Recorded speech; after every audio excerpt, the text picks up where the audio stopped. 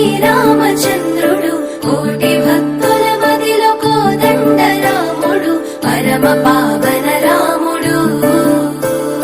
చీకటిని చీల్చిన నింగి సూర్యుడు రావణుని హతమార్చి అయోధ్య రాముడు రామ లక్ష్మణ సీతకు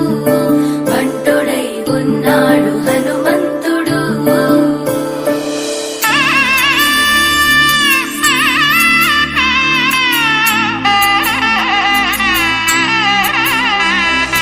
మూడు ముళ్ళ బంధము జరిగెను శుభలగ్నము సీతారాముడు ఒకటయ్యను ఈ దినము